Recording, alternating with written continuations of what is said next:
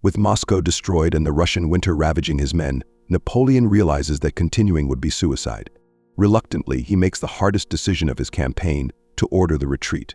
Now the dream of conquering Russia gives way to a single priority: survival. The soldiers, starving, exhausted and weakened, begin the long and painful journey home.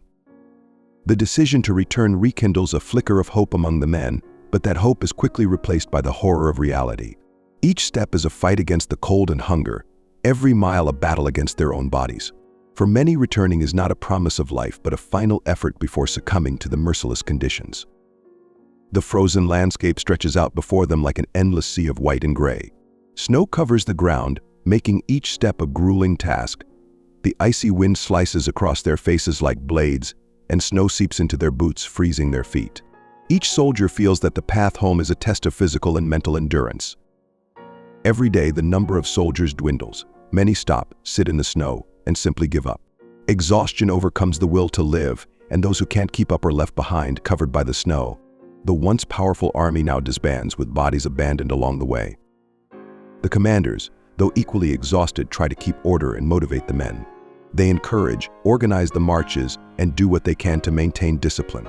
But even the officers know the situation is beyond their control.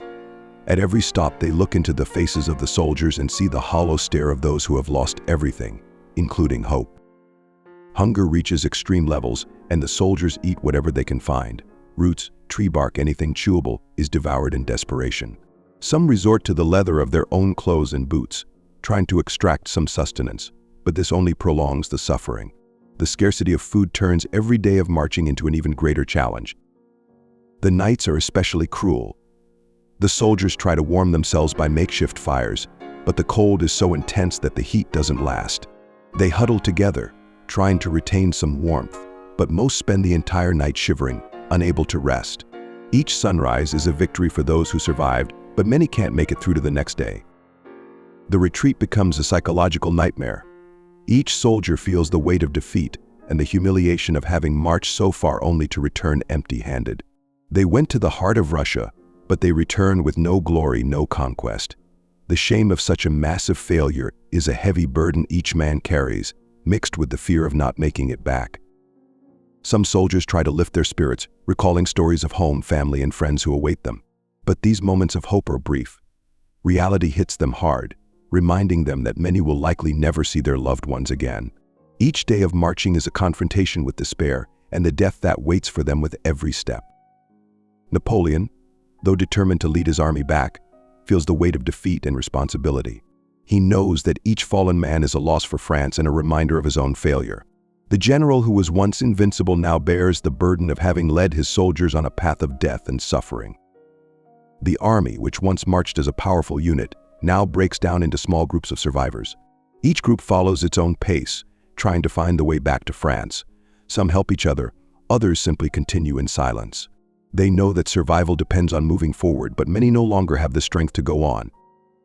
When they finally reach the border of France, the number of remaining soldiers is a fraction of what it was at the start of the campaign. Of the 600,000 men who marched with Napoleon into Russia, only about 25,000 return. The army that was once the pride of France is now a group of beaten men, marked by suffering and defeat. For France, the loss is devastating. Not only were thousands of men lost, but national pride was deeply wounded. Napoleon, once hailed as the greatest general of his time, returns as the leader of a decimated army. The Russian campaign becomes a symbol of arrogance and a reminder that even the most powerful can be defeated. When Napoleon returns to France, he faces a country in shock. The people who once supported him now question his decisions, and confidence in his power begins to wane.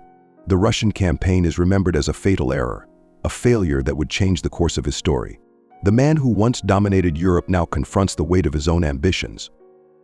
And so ends Napoleon's campaign in Russia, a journey marked by ambition, courage, suffering, and defeat. The story of this conflict teaches us about the limits of human will, the cost of unchecked ambition, and the strength of a people determined to defend their land. In the end, Napoleon showed us that even the greatest leaders have their limits, and that the true power of an empire is not in conquest, but in respect for one's own destiny.